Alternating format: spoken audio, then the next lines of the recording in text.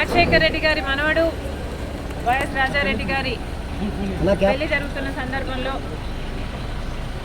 చాలామంది ఇన్వైట్ చేస్తున్న రాజకీయ నాయకుల్ని, అందులో భాగంగానే చంద్రబాబు గారిని కూడా పెళ్లికొచ్చి వాళ్ళని ఆశీర్వదించాలని కోరడం జరిగింది. చాలాసేపు రాజశేఖర రెడ్డి గారి గురించి, వాళ్ళ ఫ్రెండ్షిప్ గురించి, వాళ్ళ రాజకీయ ఇనిషియల్ ప్రస్థానంలో జరిగిన విషయాల గురించి అన్నీ గుర్తు చేసుకున్నారు, మాకు గుర్తు చేశారు. చాలాసేపు మాట్లాడడం చాలా సంతోషం అనిపించింది. వచ్చి ఆశీర్వదిస్తామని మాటించారు.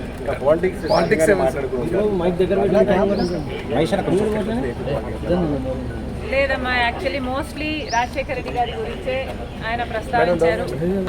ఇనీషియల్గా వాళ్ళు రాజకీయాలు మొదలుపెట్టినప్పుడు వాళ్ళిద్దరూ కలిసి ప్రయాణం చేశారు. పొద్దున్న నుంచి సాయంత్రం వరకు వాళ్ళు కలిసే ఉన్నారు, జీప్లలో కలిసి తిరిగారు. ఇలాంటివన్నీ ఢిల్లీకి వెళ్ళారు. అప్పుడు చీఫ్ మినిస్టర్కి వాళ్ళిద్దరు కలిసి చేసిన ప్రయత్నాలు అయితేనేమి, ఇలాంటివన్నీ చెప్పుకుంటూ వచ్చారు. మేడం, కాంగ్రెస్ పార్టీలో మీ పాత్ర ఎలా ఉండబోతుంది? మీకు ఎటువంటి పదవి మీరు అనుకుంటున్నారు వస్తుందని చెప్పి వాళ్ళు కాంగ్రెస్ పార్టీ ఏ పదవి ఇవ్వాలి, ఏ బాధ్యతలు ఇవ్వాలి అనేది కాంగ్రెస్ పార్టీ ప్రెరోగేటివ్. కాంగ్రెస్ పార్టీలో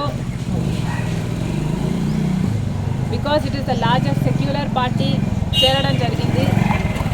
రాహుల్ గాంధీ గారు ప్రధానమంత్రి అయితేనే మన దేశానికి మంచి జరుగుతుందని, కమ్యూనల్ వైలెన్స్లు తగ్గుతాయని రాజశేఖర రెడ్డి గారే రాహుల్ గాంధీని ప్రధానమంత్రిని మనస్ఫూర్తిగా చేసుకోవాలి అనుకున్నారు. కాబట్టి అదే జరగాలి, అది జరిగితేనే మన దేశానికి మంచి జరుగుతుంది అని చేరడం జరిగింది. ఇంకొకసారి చేరిన తర్వాత వాళ్ళ చేతుల్లో మనం పెట్టుకున్న తర్వాత వాళ్ళు ఎలా ఆదేశిస్తే అది నమ్మకంగా చేయాల్సి ఉంటుంది.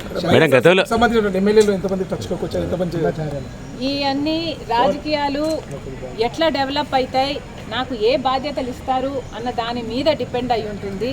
So we should all wait and see.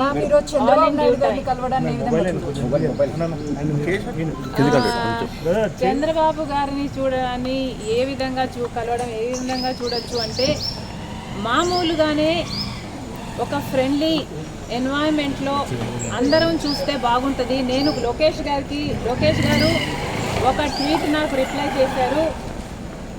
ఆ సందర్భాన్ని కూడా రాజకీయంగా చూడకండి. చంద్రబాబు గారికి ఒక క్రిస్మస్ కేక్ మాత్రమే పంపడం జరిగింది. ఒక కేకే కదండి, ఆ కేక్ అంటే మేడం ఇప్పుడు మేడం ఈ చర్చ అంటే ఏంటంటే, లెట్ మీ ఫినిష్. ఆ కేక్ కూడా మేము ఒక చంద్రబాబు గారికే పంపలేదు, ఇక్కడ కేటీఆర్ గారికి, కవిత గారికి, హరీష్ రావు గారికి, ఇట్లాంటి వాళ్ళకు కూడా పంపడం జరిగింది.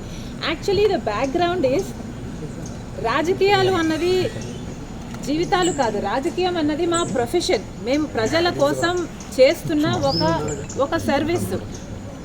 ఆ క్రమంలో మేమందరము ఒకరిని ఒకరు మాటలు అనుకుంటుంటాం. మేము రాజకీయ ప్రత్యర్థులం కాబట్టి అనుకోవాల్సి వస్తుంది, అనాల్సి వస్తుంది. అలాంటి బిటర్నెస్